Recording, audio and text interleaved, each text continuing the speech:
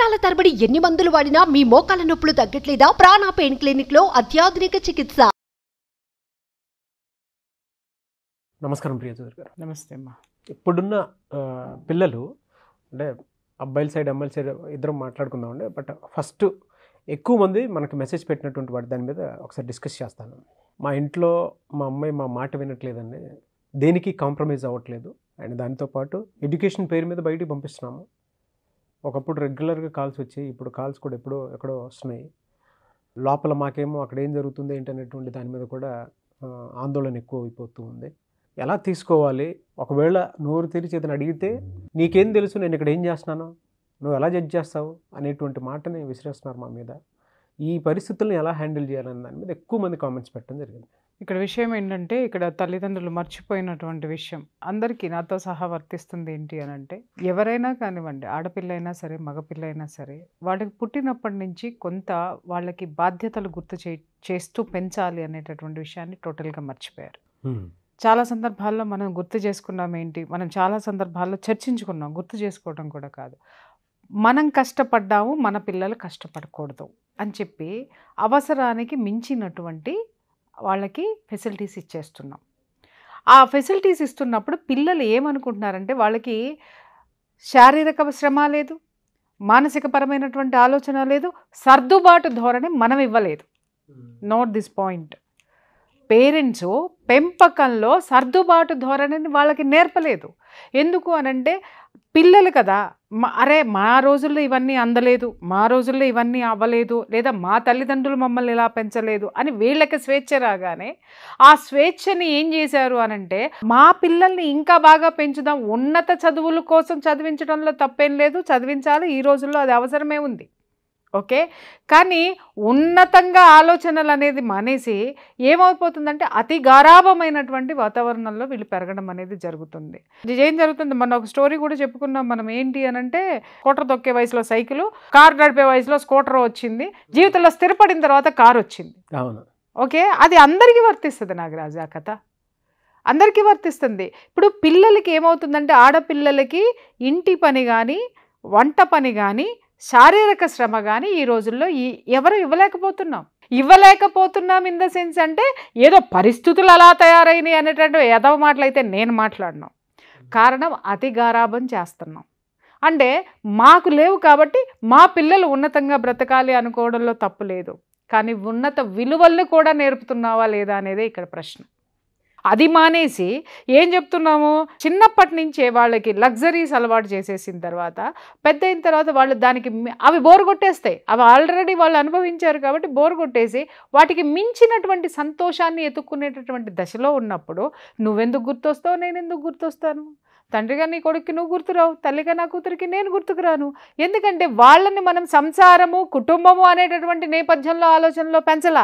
అరే నీకు స్కూటర్ కొనిస్తానరా రేపు, అరే నీకు రేపు కారు కొనిస్తానరా, అరే రేపు పొద్దున నీకు ఐఫోన్ లేటెస్ట్ది కొనిస్తానరా, ఇలాంటివన్నీ లేటెస్టులు తెచ్చి ఇచ్చేసి మాట్లాడుతుంటే వాళ్ళు లేటెస్ట్గా మాట్లాడుతున్నారు, కానీ మనం లేటుగా రియలైజ్ అవుతున్నాం. ఇక్కడ గుర్తించాల్సినటువంటి అవసరం అది. ఇప్పుడు మనకు అన్ని వసతులు ఉన్నాయి కదా అని చెప్పేసి మన పిల్లోడిని పొద్దున్నే ఎల్కేజీ నుంచో యూకేజీ నుంచో కారులో స్కూల్కి పంపిస్తే వాడు జీవితంలో ఒంటరాడైపోతాడు. అవును. అలాగే నా కూతురు అమ్మో చాలా అందరిలో ఉన్నతంగా ఉండాలి అని చెప్పేసి కనిపించిన డ్రెస్ అంతా కొనేసేసి కాస్ట్లీ డ్రెస్లు వేసేసి కాస్ట్లీ కాస్మెటిక్స్ అన్ని నేను రుద్దేసేసి నేను జనాల్లోకి పంపించాను అని అంటే, అది రేపొద్దున ఇంకేదన్నా ఇంకా హైక్స్కి వెళ్ళిపోతుంది.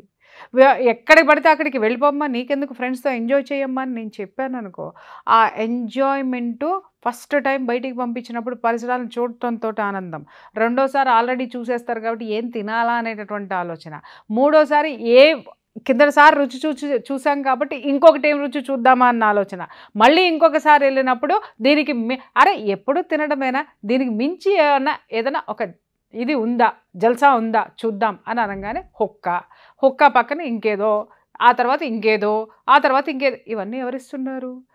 పిల్లలు అలవాటు చేసుకోవడం లేదు. ఆ పిల్లలు అలవాటు చేసుకునేటటువంటి పరిస్థితుల్ని మనమే, ఆ స్వేచ్ఛను మనమే ఇచ్చాం. ఇవాళ సమాజంలోకి ఇవన్నీ చొచ్చుకుని వచ్చినప్పుడు, హుక్కా సెంటర్లు పుట్టినప్పుడు తల్లిదండ్రులు ఎందుకు అవేర్నెస్ తోటి ఉండట్లేదు? అవి ఎందుకు పెడుతున్నారు? ఇప్పుడు మీరు చూడండి, ఇంజనీరింగ్ కాలేజీలు చుట్టుపక్కల ఈ హుక్కా సెంటర్స్ ఉంటాయి.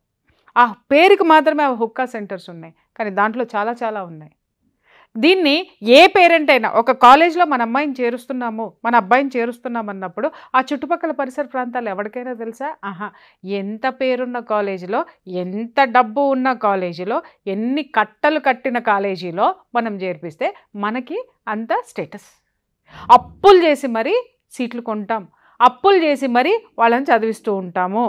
ఓకే, ఆ అప్పులు ఏమవుతున్నాయి? ఈ అప్పులు చేసి మన వాళ్ళని సుఖంగా కూర్చోబెట్టేసరికి వాళ్ళు తప్పులు చేసుకుంటూ పోతున్నారు. మనం ఈ అప్పులు తీసుకునే హడావిడిలోనో, టెన్షన్లోనో, యాంగ్జైటీల్లోనో ఉండి మనం వాళ్ళు చేసేటటువంటి తప్పుల్ని గమనించలేనటువంటి స్థితిలో ఉన్నామన్న సంగతి ఎంతమంది పేరెంట్స్కి తెలుసు? ఫాల్స్ ప్రెస్టేజెస్లో మనం ఉన్నంత వరకు మన చుట్టూ ఇలాంటి ప్రమాదకరమైనటువంటి పరిస్థితులే ఉంటాయి అనేది మధ్యతరగతి వాడు గుర్తించాల్సినటువంటి విషయం. ఇవాళ హఠాత్తుగా జనమందరూ ఒకటే స్లోగన్ ఎత్తుకున్నారు, ఏంటంటే ఎవరూ మాట వినట్లేదండి.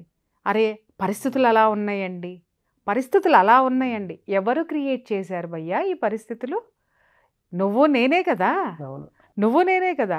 హుక్కా సెంటర్లు ఉన్నాయంటే హుక్కా సెంటర్ గురించి మనం మాట్లాడము, కాలేజ్ గురించి మాత్రమే మాట్లాడతాం. కాలేజ్ చుట్టుపక్కల ఏం జరుగుతుందో మాట్లాడుతున్నామా? స్కూల్స్ ఉన్నాయి, ఈరోజు హైఫై స్కూల్స్ ఉన్నాయి, ఎన్నో స్కూల్స్ డ్రగ్స్ కేసుల్లో పట్టుబడినటువంటివి ఉన్నాయి. నేనే చాలా స్కూల్స్ గురించి రాసినటువంటి సందర్భాలు కూడా ఉన్నాయి. సో అటువంటి స్కూల్స్లో నిజంగా ఒక పెద్ద స్కూల్లో నా కూతురికి సీట్ రాగానే ఎగేసుకుంటూ పోయా. ఏది కట్టలు పట్టుకుని పోయినా, డొనేషన్ కట్టేసేసి ఆ స్కూల్లో జాయిన్ చేస్తే నా వాళ్ళందరిలో నాకు పెద్ద పేరు వచ్చేస్తుంది కదా, మా కాస్ట్లీ స్కూల్లో మా అమ్మాయిని చేర్పిస్తున్నారు. కరెక్ట్గా వెళ్ళి కట్టే లోపు నా అదృష్టం బాగుండి ఒక గంట టైము ప్రిన్సిపల్ రౌండ్కి వెళ్ళడం జరిగింది, స్కూల్ రౌండ్కి. మేము కూర్చున్నాం, ఈ లోపు నాకు ఫోన్ వచ్చింది, మేడం అర్జెంటుగా రండి, అదంటే న్యూస్ కవర్ చేయాలా అని చెప్పేసి. ఈ న్యూస్కి డెస్క్ వర్క్ నాది, రాయాలా. ఏందయ్యానంటే డ్రగ్స్కి సంబంధించి ఏమేమి ఉన్నాయి. నేను మాట్లాడుతుంటే వస్తాను, నాకు కొంచెం పని ఉంది, నేను స్కూల్లో ఉన్నాను, ఇట్లా మా పాప. ఏ స్కూల్లో ఉన్నారు మేడం? పలానా స్కూల్లో. మేడం అర్జెంట్గా ఉండండి, లిస్ట్లో ఆ స్కూల్ ఉంది. అబ్బా, ఈ అమ్మటే డబ్బులు మా అమ్మాయి అందరం కలిసేసి గబగబా ఆ కారెక్కి స్కూల్ వైపు వెళ్తున్నా కూడా పొరపాటును కూడా పక్కకి తిప్పి చూసే ధైర్యం కూడా నాకు లేదు. కానీ ఆ స్కూల్కి థ్యాంక్స్ చెప్పుకుంటా, ప్రిన్సిపల్కి థ్యాంక్స్ చెప్పుకుంటా, యూనివర్స్కి థ్యాంక్స్ చెప్పుకుంటా. ఆ రోజు జరిగింది నా మంచికే అనేసి. అంటే నేను స్కూల్కున్న పేరును చూశాను కానీ స్కూలు లోపల ఏం జరుగుతుందో నేను చూడలే. ప్రతి ఒక్కళ్ళు ఫాల్స్ ప్రెస్టేజెస్ అంటున్నాము, అలాగే ఫాల్స్ ప్రెస్టేజ్ టాక్స్ కూడా నడుస్తాయి, డిస్కషన్స్ కూడా నడుస్తాయి. అంటే ప్రతి ఒక్కడు ఏంటంటే మన యొక్క స్టేటస్ని 10 మంది గుర్తించాలని డకోటా స్కూల్ అయినా దాని గురించి గొప్పగా మాట్లాడతాం, దాన్ని నడిపేవాడి గురించి హైఫై ఇచ్చి మాట్లాడతాం. ఎందుకంటే మన పిల్లలు ఉన్నది గొప్ప అని ఫీల్ అవ్వాలి కదా. మరి నువ్వు ఇలాంటి వాతావరణానికి నువ్వు బయటికి పంపించేసిన తర్వాత, నువ్వు బయటికి పంపించేటప్పుడు నీ పిల్ల నీ కనుచూపు మేరలో లేదా నీ యొక్క ఆజ్ఞల మేరకు నడుచుకుంటుందా లేదా, కనుచూపు మేరలోనే ఉందా లేదా, ఇదేమన్నా ఉందా? లేదు. వాళ్ళు ఎక్కడో ఉంటున్నారు, ఇన్విజిబుల్, కనిపించినటువంటి విజన్ లేదు, ఇన్విజిబుల్లో ఉన్నారు. వాళ్ళు ఎక్కడ ఏం చేస్తున్నారో నీకు అర్థం కాదు. అదేమంటే నేను ఇక్కడ ఏం చేస్తానని అంటే, నువ్వు ఒక చోట ఉన్నావు, నీ బిడ్డ ఒక చోట ఉంది. తన ఇష్టము. ఒకసారి స్వేచ్ఛనిచ్చేసిన తర్వాత పరిస్థితులు ప్రభావానికి లోనవ్వక ఏం చేస్తారు? నిన్నగాక మొన్న ఒక బేబీ సినిమా గురించి మనం తెగ మాట్లాడేసుకున్నాం.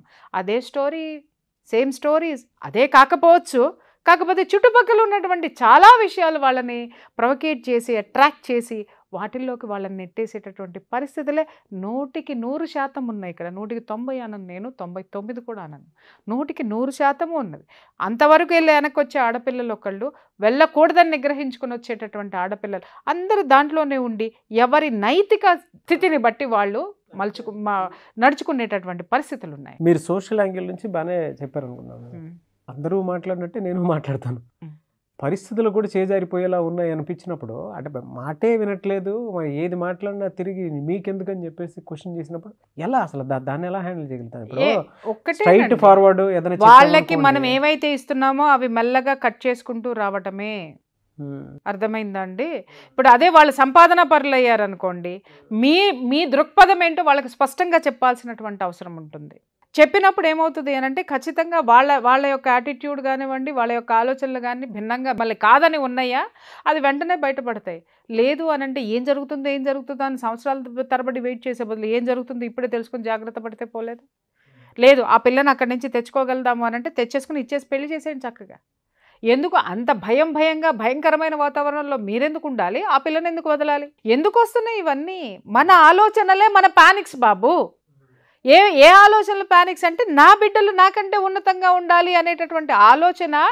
అది ఆ ఆలోచన పుట్టడం తప్పు కాదు, అమలు చేసేటటువంటి పద్ధతులు ఉన్నాయి చూసావా? అప్పులు తీసుకొచ్చి చదివించడము. మనకు వచ్చే జీతం ఎంత ఉంటుంది?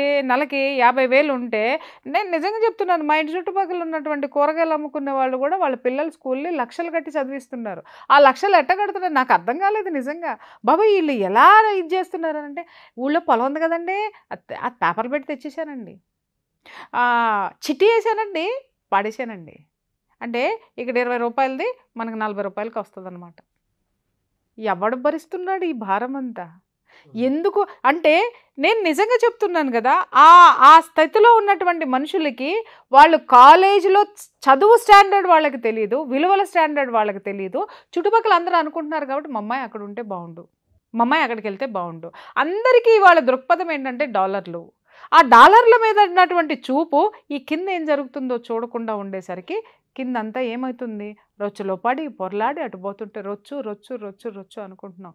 మనం ఉన్నదే దాంట్లో, మనం తోసిందే దాంట్లోకి తోసి బురదంటుతుందని నువ్వు ఎలా అంటావు? ఇప్పుడు ఆడపిల్ల ఉందా, స్ట్రిక్ట్గా మీరు బయటికి కాలేజీకి పంపించేటప్పుడే చెప్పాలి, స్పష్టంగా చెప్పాలి. ఏమని అంటే, అమ్మ ఇదిగో ఈ రూల్స్ అండ్ రెగ్యులేషన్స్ నీకు వర్తిస్తాయి, సో కాబట్టి నీ ఇష్టం వచ్చినట్టు నువ్వు ఉండడం అనేది కాదు, వెనక మేమనే వాళ్ళం ఉన్నాము, నీ రిమోట్ మా చేతిలో ఉంది, పిచ్చి పిచ్చి వేషాలు వెధ వేషాలు వేస్తే ఆ నిమిషానే కాలేజ్ మానిపించి తీసుకొచ్చి పెళ్లి చేస్తాము, ఇందుకు ఇష్టమైతే కాలేజీకి వెళ్ళి లేకపోతే ఇంట్లో కూర్చో అని చెప్పే సాహసం ఎవరికైనా ఉందా? మనకెవరికైనా ఉందా? లేదు. లేనప్పుడు మన బలహీనతే వాళ్ళ బలం.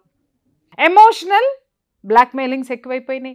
గట్టిగా మాట్లాడలేము ఇవాళ ఎందుకు ఇన్ని టప ఇన్ని డివోర్స్ కేసులు ఎందుకు వస్తున్నాయి? అబ్బాయి ఏమనలేము అంటే సూసైడ్ చేసుకుంటే ఏమన్నా చేసుకుంటారేమోనండి, పిల్లలు చేసేసుకుంటారు కూడా వాళ్ళు, అట్లాగే బెదిరిస్తున్నారు. అంటే వాళ్ళకి జీవితం మీద ప్రేమని నేర్పలేదు మనం, విలువల్ని నేర్పలేదు మనం, అసలు స్థితిగతుల గురించి వివరించడం అనేది నామోషి మనకి. బేబీ సినిమాలో తల్లి క్యారెక్టర్ చూస్తాంగా, ఇదిగో మన బస్తీలో ఉన్నామని ఎవరికి చెప్పమాక అంటే, నువ్వు ఉన్న స్థితినే నువ్వు గౌరవించలేనప్పుడు అలాంటివే జరుగుతాయి. నీ స్థితిని నువ్వు ఎస్టాబ్లిష్ చేసుకున్నప్పుడు ఉన్నతమైనటువంటి స్థితికే వెళ్ళాలి. అబ్దుల్ కలాము ఒక ట్రంకు పెట్టి పట్టుకొని రాష్ట్రపతి భవన్కి వెళ్ళి అదే ట్రంకు పెట్టితోటి బయటకు వచ్చాడండి ఆయన. ఏది ట్రంకు పెట్టి ఆయన స్థితిని అడ్డుకుందా? కానీ అదే ట్రంకు పెట్టి ఆయన స్థితిని ఎక్కడికో తీసుకెళ్ళింది. అదే ట్రంకు పెట్టితో బయటకు వచ్చిన ఆయన ఒక ఉన్నత వ్యక్తిత్వము ప్రపంచమంతా పొగిడింది. దాన్ని తీసుకోరెందుకు? అసలు ఈ స్టోరీలు ఈ పెద్దవాళ్ళకి తెలుసా? వీళ్ళు చదివేసి వస్తే వీళ్ళకి అర్థమైతే పిల్లలకి చెబుతారు, పిల్లల్ని మలుచుకుంటారు. ఇవి మనకే తెలియదు, లోక జ్ఞానం మనకే లేదు, పిల్లలకి లేదు జ్ఞానం అని చెప్పి ఆలోచించడంలో ఎంతవరకు సమంజసం అయ్యా? ముందు తల్లిదండ్రులు నేర్చుకోవాల్సినవి చాలా ఉన్నాయి. కావాలంటే ఫ్రీ క్లాసెస్ పెడతాను, రమ్మని చెప్పేవాళ్ళు. డెఫినెట్గా. Thank you so much Priya Chowdary గారు. Thank you.